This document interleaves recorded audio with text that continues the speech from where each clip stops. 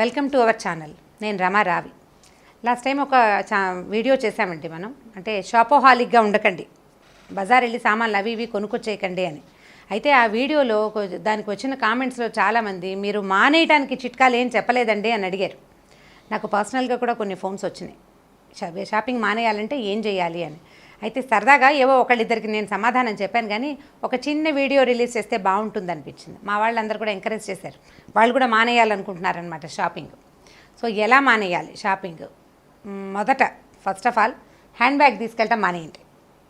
బ్యాగులు తీసుకెళ్ళొద్దు. బ్యాగ్ తీసుకెళ్ళకపోతే ఆటోకి డబ్బులేలాగా, క్యాబ్కి డబ్బులేలాగా, ఇవన్నీ బోల్డ్ ప్రశ్నలు వస్తాయి కదా.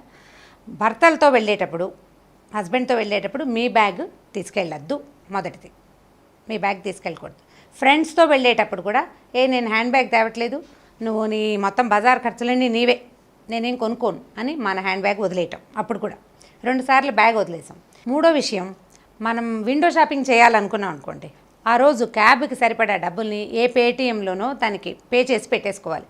మీరు క్యాబ్లో నుంచి దిగుతారు, ఫోన్ ఉంటుంది మీ దగ్గర, క్యాబ్లో నుంచి దిగుతారు, డబ్బులు ఆటోమేటిక్గా ఆటో పే అయిపోతుంది. అలా అయ్యేటప్పుడు మీరు ఒట్టి ఫోన్ ఒక్కటే పుచ్చుకొని బజార్లో తిరగడానికి ప్రాక్టీస్ చేయండి. ఎన్ని వస్తువులు కనపడుతున్నా కూడా కొనేందుకు మన దగ్గర డబ్బులు లేకపోతే ఆటోమేటిక్గా అదుపు వచ్చేస్తుంది. మనం చూసినప్పుడు ఒక 10-12 వస్తువులు మనకు నచ్చినాయి అనుకుందాం, బజార్ అంతా తిరిగాక నెక్స్ట్ టైం కొనుక్కోవాలనుకుంటాం కదా. ఈ నెక్స్ట్ టైం కొనుక్కునేటప్పుడు ఈ 10-12 వస్తువుల్లో సగం తగ్గిపోతాయండి, ఎందుకంటే అప్పుడు ఇంకా కొన్ని యాడ్ అవుతుంటాయి, ఈ వస్తువులు పోతాయి. ఆసారికి మనం షాపింగ్ని కంట్రోల్ చేయగలుగుతాం. ఇది మూడో చిట్కా. ఇంకా నాలుగోదండి, ఇది ద బెస్ట్ చిట్కా నా ఉద్దేశంలో. అసలు బజార్ వెళ్ళకుండా ఉండటం. వెళ్ళకూడదు. మీరు బజార్ వెళ్ళాల్సి వస్తే, మీ ఫ్రెండ్ తోటి వెళ్ళాల్సి వస్తే, నువ్వు బజార్లోకి వెళ్ళు, నేను రోడ్డు మీద తిరుగుతాను, నువ్వు మాల్లోకి వెళ్ళు, నేను బయట తిరుగుతాను అని చెప్పగలగాలి. ఇది కొంచెం కష్టసాధ్యమైన సంగతి, కానీ చేయొచ్చు. ఇప్పుడు ఇనార్బిట్ మాల్కి వెళ్ళామనుకోండి, హైదరాబాద్లో ఇనార్బిట్ మాల్లోకి ఫ్రెండ్ని, మీ ఫ్యామిలీని పంపించడం, మీరు శిల్పారామంలోకి వెళ్ళిపోవటం, కాళ్ళు నొప్పులు పుట్టేలాగా తిరగచ్చు. అదొకటి చాలా బాగుంటుంది. అయితే ఇది కష్టమండి, మేము చేయలేము, ఫ్రెండ్స్తో వెళ్ళినప్పుడు మేము వాళ్ళతోటి తిరగాలంటే మీ మీద మీరు కంట్రోల్ సాధించడం కోసం బ్యాగులు, ఈ ఏటీఎం కార్డులు లాంటివి ఇంట్లోనే వదిలిపెట్టేసేయండి. తర్వాత ఇంకొకటి ఉందండి, మొన్న ఒకరు సజెస్ట్ చేశారు కూడా, ఈ సంవత్సరం చీరలు కొనటాన్ని బాబాగారికో వెంకటేశ్వర స్వామికో వదిలిపెట్టేసేయండి. ఈ ఏడాది మొక్కు, మళ్ళీ జూన్ 31 లేదా జూన్ 1 వచ్చేదాకా నేను ఒక్క చీర కూడా కొనుక్కోను. ఎవరైనా పెడితే ఓకే, కానీ నేను కొనుక్కోను.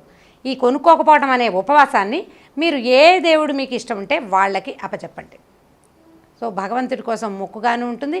మనం ఒక సంవత్సరం పాటు మన తాలూకు ఈ షాపోహాలిక్ థింగ్, అంటే ఏదైనా వస్తువు కొత్త చీర చూడగానే చేతులు దురదబెట్టే లక్షణానికి వీడ్కోలు పలుకుతాం. ఇదొకటి. అక్కడి నుంచి డిజైనర్ బ్లౌజుల గురించి కూడా చెప్పారు ఒక ఆవిడ. ఎన్ని బ్లౌజులు చేయించుకున్నా సరిపోవట, ఇంకా ఏవో ఆ చీర మీదకి ఈ చీర మీదకి చేయించుకోవాలనిపిస్తుంది. దాన్ని ఏ అమ్మవారికో దుర్గమ్మవారికో వదిలిపెట్టేసేయండి.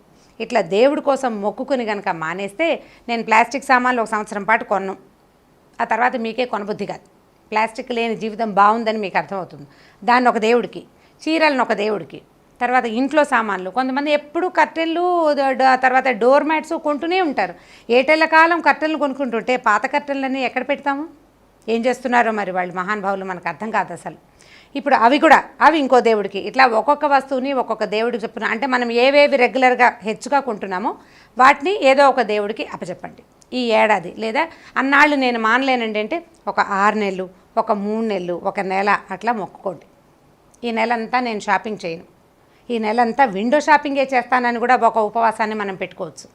మీరు బజార్ వెళ్తారు, అవసరమైన వస్తువు కూడా నేను ఏమీ కొన్నా, అసలు నేను ఒక్క వస్తువు కూడా ఇంటికి తేను. నాకు కావాల్సిన సరుకుల్ని నేను లిస్ట్ అవుట్ చేసి మా వారికో పిల్లడికో ఎవరో ఒకరికి ఇచ్చి తెప్పించుకుంటాను అని దండం పెట్టుకుని చూడండి. అది కూడా ఈజీగా ఉంటుంది.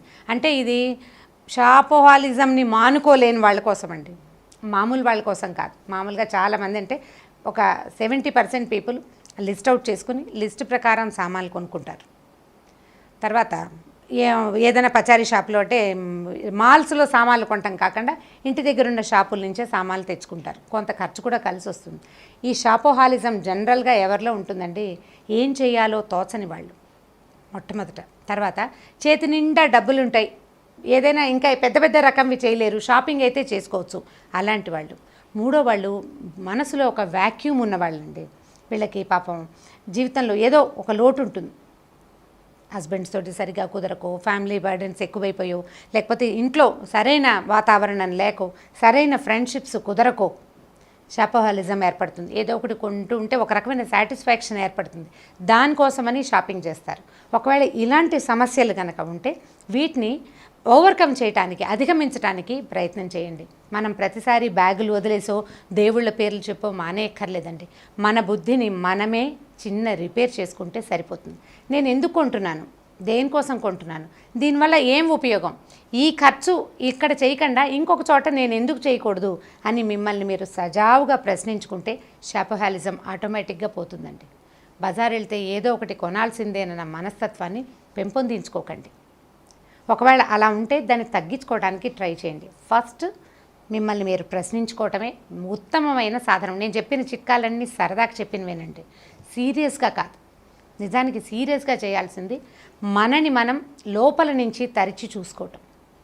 ఒకసారి మన గురించి మనకి అర్థమైతే మనం అన్నీ సరైన పనులే చేస్తాం.